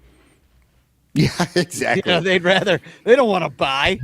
You know what I mean? Like, yeah. The owners don't. The players might. The owners don't want players.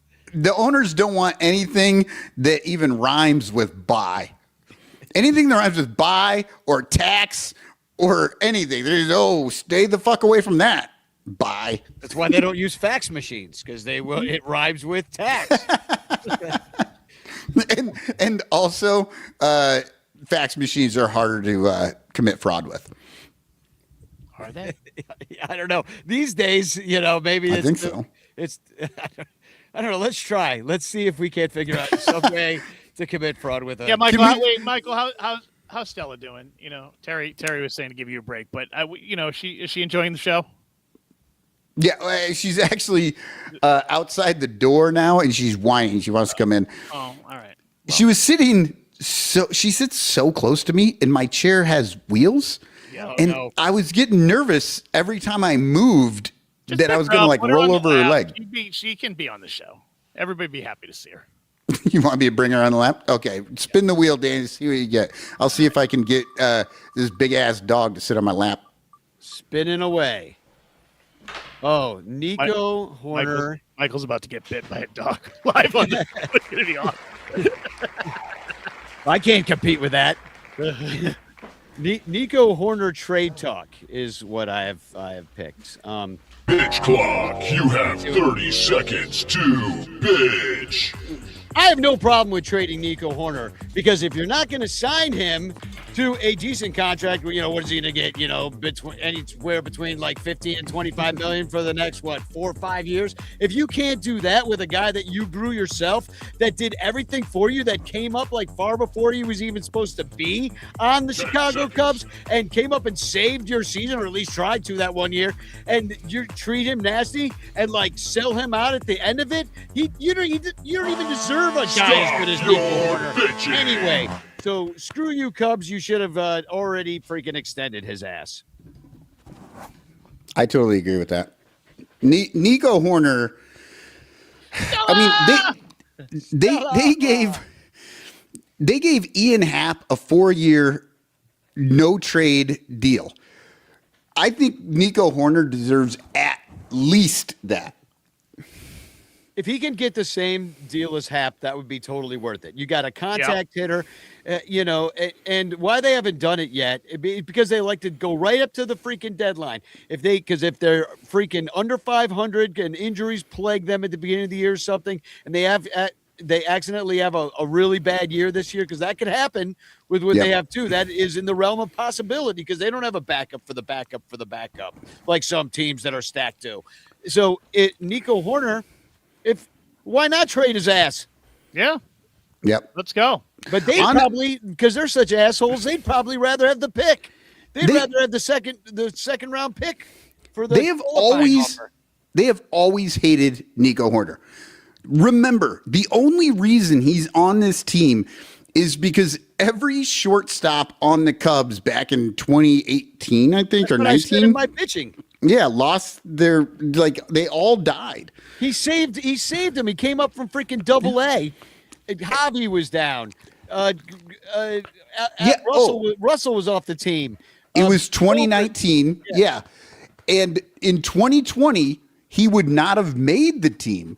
but because of COVID, they had extra spots, and so they had him. They had a spot for him. Otherwise, they wouldn't have even put him on the fucking team. He's done every single thing the Cubs have ever asked him to do, and they can't. And he's good, and he's a shortstop that plays second. He's totally undervalued himself the entire time. He should be the goddamn leadoff hitter of the team, but like for whatever reason, like they can't do anything. They have to put Michael Bush up there, the only guy with power in your whole lineup. Well, let's put him leadoff. Like, listen, the Ricketts do not want anyone named after that lady that used to hang out with that weirdo Andy Warhol and that other dude who sang the song about the trans ladies. Take a look at the wild side. You know what I mean? Like, they don't want that on their team. No, it's like more Shaw. Way too Less Horner. counterculture for those Omaha fucks. Yeah, more Shaw, less Horner. All right. Well, oh God. Oh, Stella, do you smell that? Stella, is that you? Oh God. Sweet. Oh, it's not Stella. The Cubs' bull penis fixed just in time for 2026.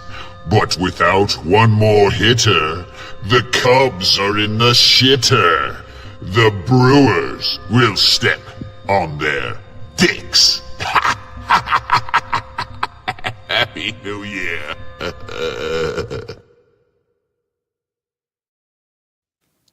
The facial expressions are frightening. Dick's fix, right? Fix Dick's. I was like, he's not even rhyming anymore. He did. He got it. It's good. Yeah, it's very good.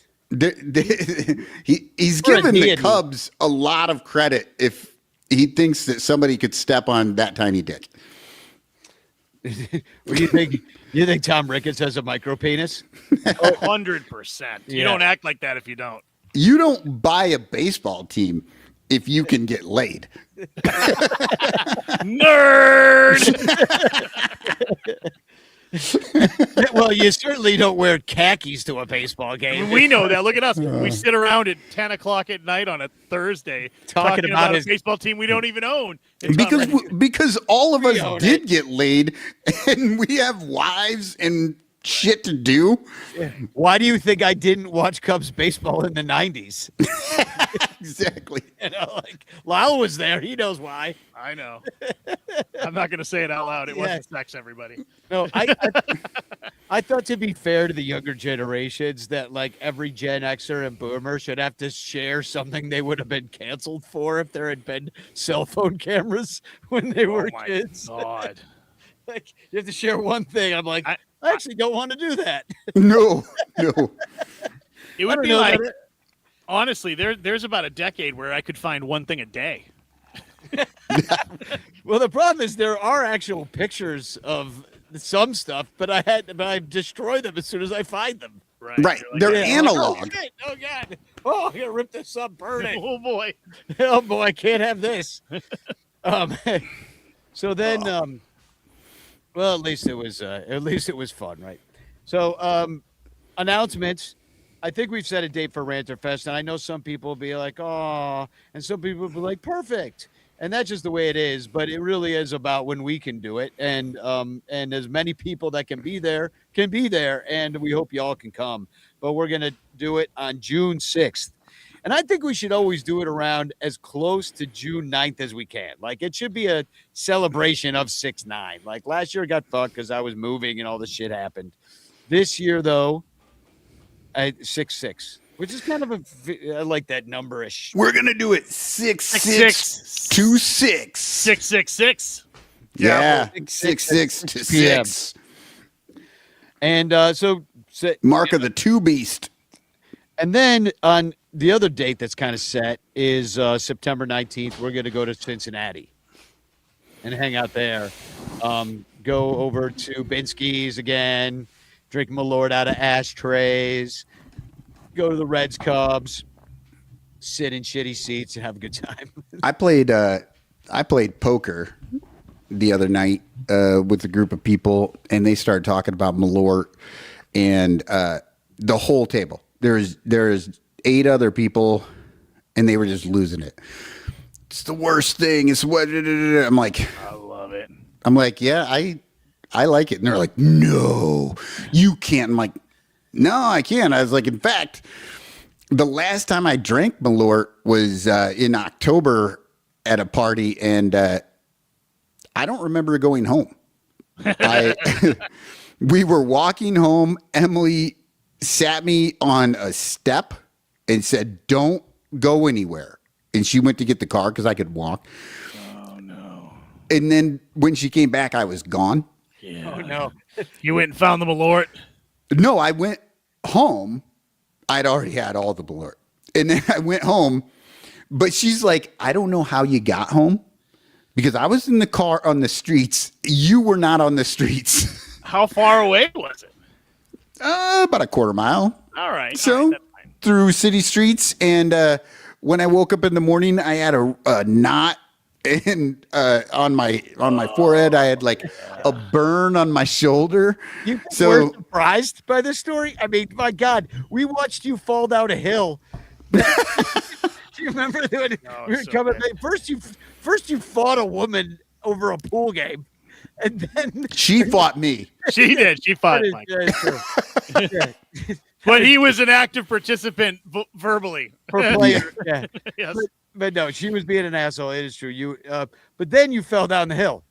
Yeah. Then I fell down the hill. Yeah, Not a grassy hill, people. tumbled down a pavement. Yeah, A street that goes here in Maine that goes straight into the ocean. It's basically a boat ramp. The house I was living at the time, it was straight down, and it was a very steep drop. I think it was like 15-degree grade or something like that. It was nuts. And Michael just started rolling. We were like, oh God, he's going to fall in the ocean.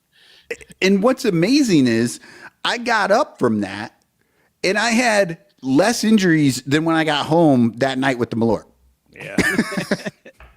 well, So- I'm going to have Malort at CubsCon next week. So whoever's going to be there, I will bring that with my little mini cups and pass out free Malort shots courtesy of the Son Ranto podcast. That's what we call Chicago sober, people. You know, they have California sober when you just do cocaine, you don't drink. Chicago sober is you That's just you shots me. Malort sometimes. Right. That's me. That's Yeah, the only I know. thing I drink now. I I'm know. Chicago sober. Yeah. Well, and honestly, California sober. it will generally all kinds work. of sober. Yeah, because even though Malort, Jamaican sober. we do kind of like it, you do know right away, oh, I really shouldn't have more than a couple of these. Like it does not taste good enough that you're like, ooh, you know what? I think I'm going to have like 8. You know what I'm That going to doesn't be happen. now? I'm going to be Grateful Dead sober. Oh, that's good. Just LSD and marijuana You can pretty much do whatever you want. and Except heroin and cocaine. Yeah, exactly. Yep. You can pretty much do what you want. Yeah. Yeah.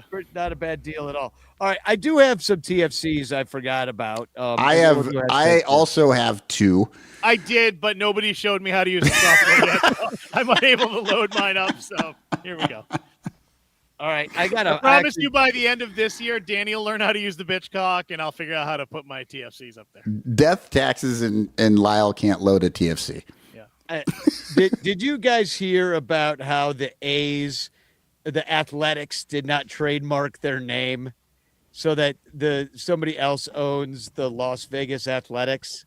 And the Vegas Athletics, and the Athletics of Las Vegas. They owned all of it.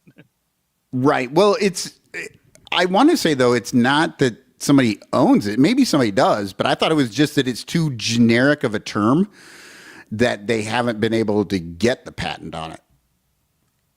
All right. Well, either way, I don't they know. they don't have a patent. They can't get the patent for it, yes. Or the copyright or and whatever. And the Expos thought that was pretty funny, even though they don't exist. And they said Montreal Expos tweeted out, "At least our trademarks are still valid." That's amazing. That is amazing. From 1998, they just got fucking taken to school. Top rope with an elbow from Canada. Boom. Or wait, when was it? It wasn't 2003? When did they move to DC? You're thinking about the strike, which was 98, right? Or 94, No, that was 94. 94. That was when they had a chance for the Yeah. playoffs. No, I think it was like 2003 was when the Nationals. So 2002 is the last time there was an Expos team. 2004. 4, it says. Oh, okay. Yeah. But still, that's a fucking tweet that's been waiting 20 years to drop on somebody's ass. I like that. Well, let's see. I have talking about the Cabrera deal and our guy, Owen Casey, the ginger. Matt Trueblood says, forcibly relocating this guy to Miami, Florida is a death sentence. Please start a GoFundMe for Owen Casey's sunscreen budget. Oh, buddy. Yeah. I need some sunscreen, buddy. I can see the back of his head. Poor guy. So He is very pale. I'm going to miss that ginger. I am. He's a future Hall of Famer. It really sucks. Speaking of ex-Cubs, this is kind of dark, but Adbert Alzolay is alive, so that's good. He tweeted out he was down in Venezuela when we bombed it, and just kidnapped that asshole leader. And so Adbert Alzolay tweeted out, "Survived bombing." Check. This is the most insane picture I think I've ever seen. The woman with him is smiling a very, very fucking smug smile. Like, yeah, I made it. And Alzolay is just happy. Like he just Static. like he just won the best gumball prize. they are so fucked up. That's why. Yeah. Yeah, Oh my like, God. thank God we made it through that bombing. But poor guy, how scary for him. I love Adbert Alzolay. It's too bad it didn't work out with him. You know, I think that another player that the Cubs fucked over. Yeah. And I'm very glad that he survived the bombing. Yeah, me too. Okay, so I got one more here. I believe this came from ESPN, who, after the Cubs made this deal for Edward Cabrera, posted this. Cubs add to rotation in Cabrera deal with Marlins. They gave this a grade of C+. Ooh, that's low. They gave it a C+.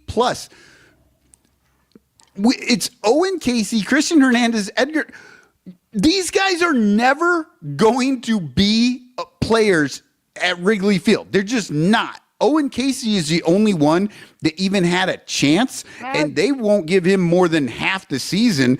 And you're going to get a starting pitcher for three guys that aren't going to play at Wrigley, and you gave it a C+. Well, Michael, only time's going to tell, buddy. Yeah, it sounds like you're the cube. Seriously, I just put this up so you can do a bitch clock on it.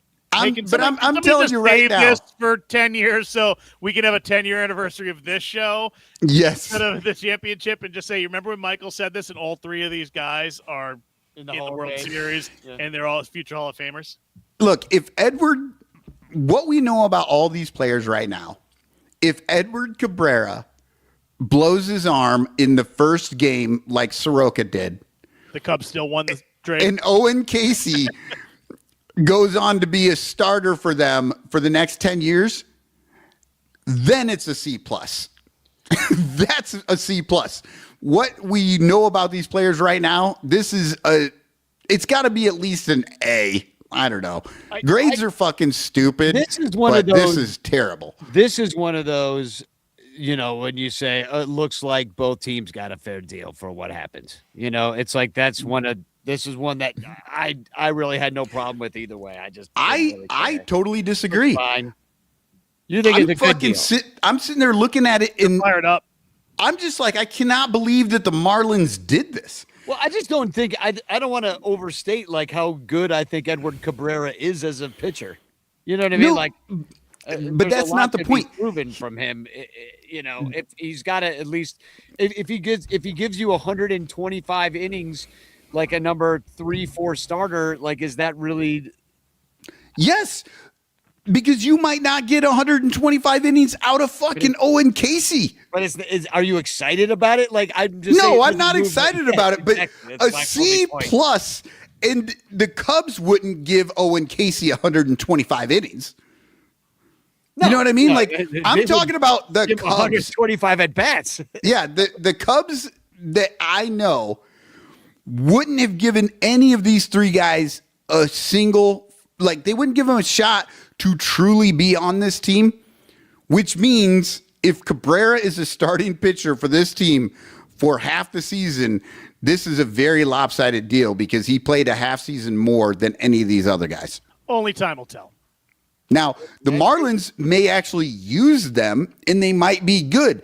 That won't make any difference because the Cubs would not have used them. Doesn't matter. It'll make a lot of difference in the minds of people who were like, see? The Cubs Yeah, in the minds of people who are fucking stupid. You can keep these guys on the Cubs you can keep them on the Cubs forever, never get Edward Cabrera, but if you don't fucking play them, all right, why does it matter? Michael, let me take it to the next conversation. Fuck, buddy. Let me take it to the next conversation, Michael. Let me see if I can calm you down. Baseball's never been better since the DH came to the National League. Go. Oh my God. Listen to you. I do want to mention something about Owen Casey is that it fucking sucks, Lyle. Fucking sucks. To Michael's point, I know there was some injury issue last year, but to your point though, he has been in AAA for the last 2 years, 2 full fucking years, 24 and 25. Like they did not, and it's not like the Cubs had no place for him. I guess they didn't. They brought him up at the end of last year, but like he should have been here before. But Tucker came, and they're like, "Oh, we can't use him," and I guess they couldn't. But they could. They could. There was room to get them time. They had Alcantara up, and they didn't use him either. You know what I mean? So like, now he's the guy that they're maybe going to use now. The Cubs decided They had no plan to stay in first place and make the playoffs, so they might as well have just brought people up and let them play. Yeah, the Cubs decided that Kyle Tucker at 75%, just no power, just barely hitting, he was generally good as a player, but he was way less than he needed to be. They chose that over letting this kid who might have a chance get out there and play. Yeah. Yep. So, all right, get into that trade again. There's what my TFC is, and I think this must be a bot account because Craig Mish, who writes for the Marlins, said Marlins trade complete. Miami will receive top prospect Owen Casey from the Cabrera trade. They will also get infielder Christian Hernandez. And Sean, or Cub Z, said, now selling my probably hundreds of dollars in Christian Hernandez cards. I'm like, really? Is that even a thing you could even have? Gotta be a bot, right? I mean, they're not worth hundreds of dollars, but I mean, I guess you could buy enough cards that you spent hundreds of dollars in it. Yeah. And my final one is he has all the cards, Michael. Every card, yeah. I'm kind of interested in seeing these Christian Hernandez cards because Sean has an anime avatar, and I'm wondering if Christian Hernandez has like alien tentacle sex monster cards. You wonder weird things. And my final one is this one. It's just Matt Shaw speaking at Turning Point USA over the break. Matt Shaw in a poster. How embarrassing Roger Stone is this? And Russell Brand. How much worse could it be? Russell Brand, the guy who became MAGA to get himself out of a rape charge. He became Christian too. Yeah, He's an atheist. And I think he's been he's still so dead. Right, and I think he's been accused since then multiple times of rape. This past week or two, not enough to get him taken off that panel though. No. Well, when you're on there with Roger Stone, they're like, rape accusations, we're good. Yeah. So anyway, that's embarrassing. Like I was kind of hoping Matt Shaw would be in one of these trades. Oh, you know what? I was going to bring this up, and I totally forgot earlier. But I had a dream about the both of you the other night. By the way, yeah, it's after 11. You can say it. Go ahead. Well, we got to go to a break here. Okay. Hey, fuck, buddy. Well, fuck, baby. Yeah. Why? What were we doing? No. Lyle was visiting Danny, and he was on his way home, and so he stopped at my house because that's how dream geography works. Right. And he came in, and Danny called me, and he didn't know Lyle was over, so Lyle answered the phone, and Danny was pissed. And we just gaslighted Danny. This was the whole dream, was me and Lyle gaslighting Danny that he was calling the wrong number, that he was accidentally calling Lyle and not me. And then Lyle and I, we listened to CDs. We were digging through my pile of CDs and listening to music. Sade The greatest taboo. It wasn't Sade. I was going to ask you, Lyle. Yeah, it is. I wanted to know, what CDs were we listening to? Because I don't know what the CDs were. I just know that we were listening. I think that's what it was. I was digging through your collection, and I was like, oh, of course, Sade, let's go. Counting Crows. Counting Crows. Is Danny calling again? Lyle, answer that. Hi, Danny. Well, we got to give away a chance postcard. Let her spin. Let's go. I got to be up in fucking 7 hours. Let's go. And once again, hashtag chance in the chat. This is your last chance to get in the chance. Here we go. I'm picking who's going to win it. First time this year. First time this year, you're going to go on the big prize list to win the big prize. The winner, the first one of the year, is Dominic Galoro. Congratulations, Dominic. You have won the first chance postcard of 2026. I will add it to your other postcards that I have to send you from the other times you won. You need to get your ass down to that post office there, Daniel. Well, and here's the thing. Dominic's a mailman. So, like, he gets those before he even gets home. Yeah, he delivers them to his own pocket. Actually, I don't know that. Do you think if you're a mailman, you deliver your own mail? No, I think I asked him that once, and he said he doesn't do his own house. Okay. It's like the kid who their mom was the teacher. You know, Yeah. It's like, well, maybe they should be with the other third grade teacher. You know, it's like, yeah. Tom Cooper asks, do you think Shaw will be booed if he comes to the convention this year? I don't know. I don't even know if I feel like booing him. I think I'd rather be like, witness to me.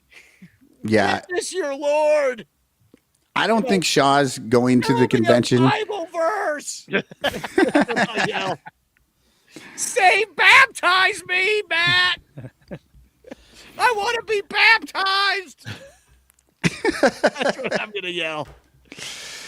Well, Rick, God! If his fucking bat ass doesn't BAT-tized, bat-tized. I want to be baptized. Let all these bats come on you. Baseball. Oh, baseball bat. Oh, I got you. I was picturing the animal bats and all. They're like biting you and giving you rabies. Yeah. That'd be one. That's going to be my dream tonight. Well, Michael and I are listening to CDs. We're listening to CDs, fighting off bats with bats. Well, that was fun. That was gaslighting Danny. First one of the year. So we're off to a roaring start here, fellas.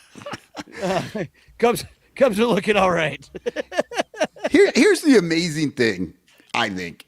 This show is the most off the rails insanity of a Cubs podcast that is out there. And yet I feel like we get shit right at a fucking way higher rate than a lot of the other shows. And it's amazing to me that we can have this much fun and this much insanity and still just be fucking correct all the time. And we told you that Edward Cabrera throws more off-speed pitches than fastballs. Yeah.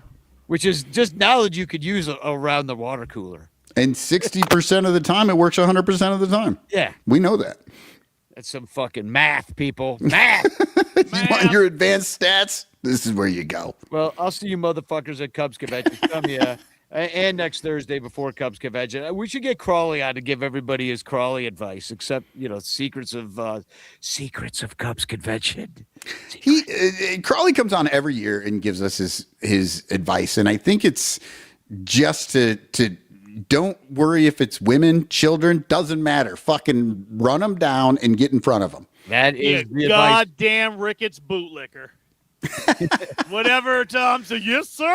Can I meet one of the guys, sir? Was that my Crawley impersonation? Crawley, I would never make fun of you like that. This joke's funny. Oh, are you kidding? He's probably sitting there tonight writing down all his questions, rewording them so he can get his jabs in while also sounding intelligent. Danny, do you have your Fat Koala t-shirt ready to go? Oh my God, I have to get this done. I need to get a Fat Koala shirt for Cubs convention. Yeah, Lyle, on the Christmas, the Christmas Carol show, Eric Wheelo just went off on Crawley and his song and called him a fat koala, and it's just the funniest damn thing. He's going to try and get, we were saying, because he's like on that Manziel show, right? He may have some access. And I told him, I'm like, you need to get the Brewers to all wear Fat Koala t-shirts one game. Well, we need to at least get a Fat Koala obvious shirt, and I'll wear it to Cubs convention. And once Crawley loses his shirt, which should probably happen sometime around bingo, I'll have another shirt to give him, the Fat Koala shirt. Oh, that's a great obvious shirt. Crawley is a Fat Koala. Fat Koala. All right, well, there's the show.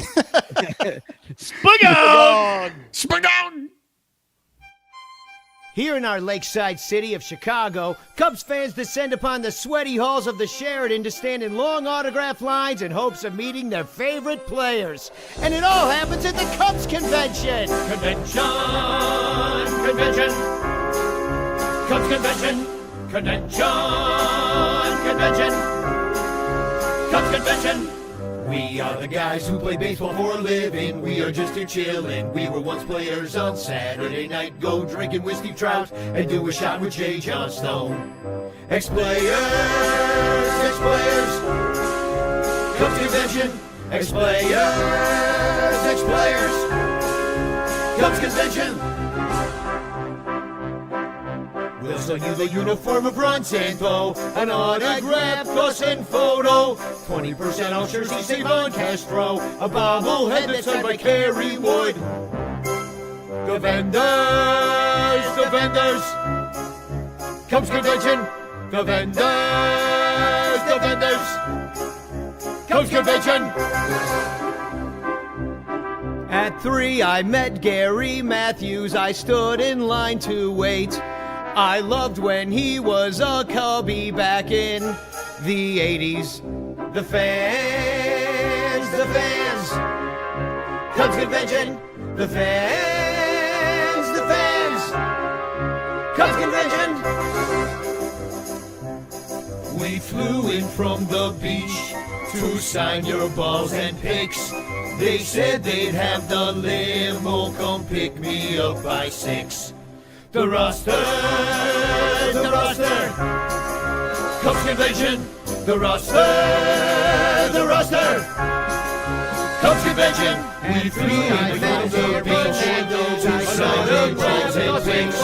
They said they'd have the limo come pick me up by 6.